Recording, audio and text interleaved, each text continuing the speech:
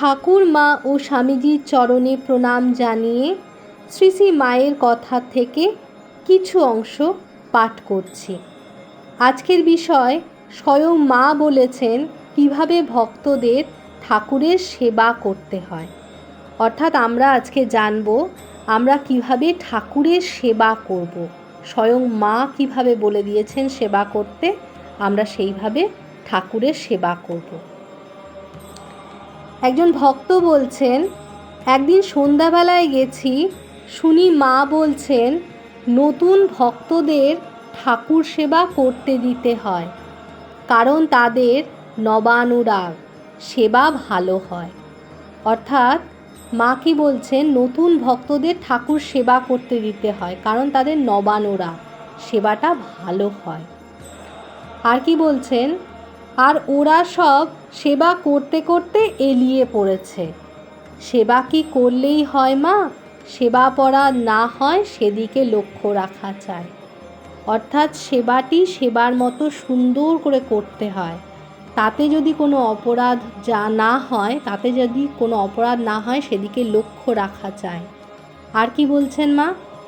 তবে কি জানো, মানুষ অজ্ঞ জেনে তিনি ক্ষমা করেন।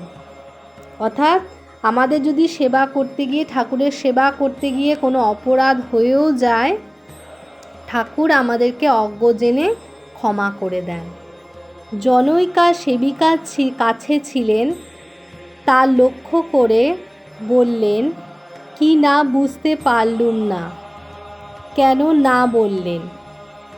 চন্দনে যেন খিচ না থাকে, ফুল বিল্বপত্র যেন পোকা টোকা না হয়, পুজো বা পুজোর কাজের সময় যেন নিজের কোনো অঙ্গে, চুলে বা কাপড়ে হাত না লাগে।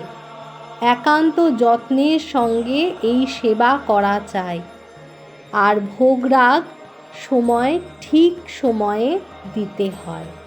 অর্থাৎ মা কিভাবে সেবা করতে বলছেন আমাদেরকে, আমরা এবার একটু শুনবো। সেটা হচ্ছে, চন্দনে যেন খিচ না থাকে, ফুল বিল্বপত্রে যেন কোনো পোকা টোকা না থাকে, পুজো বা পুজোর কাজের সময় যেন নিজের আমাদের হাত যেন কোনো অঙ্গে বা আমাদের চুলে বা কাপড়ে না লাগে। একান্ত যত্নের সঙ্গে এই সব করা চাই। আর ভোগ যে সময় দেয়া প্রয়োজন ঠিক সেই সময়ই দিতে হয়। এইভাবে মা বলেছেন আমরা কিভাবে ঠাকুরের সেবা করব।